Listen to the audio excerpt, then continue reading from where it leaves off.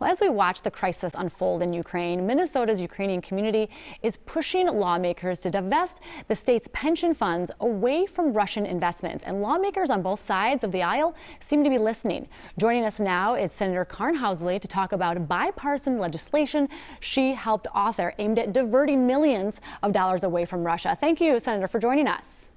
Thanks, Leah, for having me. So this is maybe a lot of Minnesotans are learning this week when this was announced. Minnesota has around $53 million in Russian holdings. Explain the proposed changes for that money and how you envision this working. Yeah, we've got over 17,000 Ukrainian Minnesotans here, and the rest of us Minnesotans are saying, what can we do to help the Ukrainian community over what's happening over there? Like, I wanted to get in my car and get over there and help drive people to Poland, but that's not possible. So what can we do here?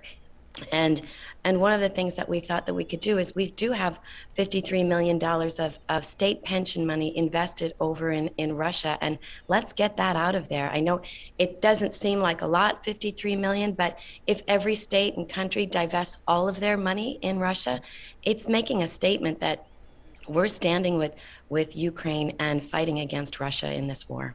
Yeah, that was my next question. Is 53 million enough to make a dent in what Russia's doing? Right, but we have to do something. We have to do something to let Ukraine know that we are with them. So, right, it's just a little piece, but if every state, 50 states, 53 million, that's 2.5 billion. So everybody should be divesting their funds. I think we were the third state to do it. So other states should be doing it too. And the bill requires the state investment board to sell Russian holdings within 15 months and stop new investments in Russia permanently. Why 15 months, and can that be done more quickly? And it probably is going to happen much quicker than that. We just set that 15-month deadline to get companies time to get out. And these are just companies that are Russian companies, because there are some U.S. companies that have small company, part of their company, like a Cargill or something has part of their company over there. But these are Russian-based companies that we are divesting our pension funds from. And are there other ways that you and other lawmakers are exploring helping with what we're watching? It feels like such a helpless feeling for many of us watching an ocean away. It is helpless, and we had some Ukrainian Minnesotans speak at our press conference the other day, and it's just heartbreaking. They're trying to get a hold of relatives in Kiev that don't have water, don't have a place to sleep, or in a bomb shelter. It is absolutely heartbreaking. So anything that we can do, and just divesting our pension funds is just a small thing. I know there's this woman, I think you did a story on her the other day, who is making jewelry. She's here in Minnesota. She lives in Pequot Lakes.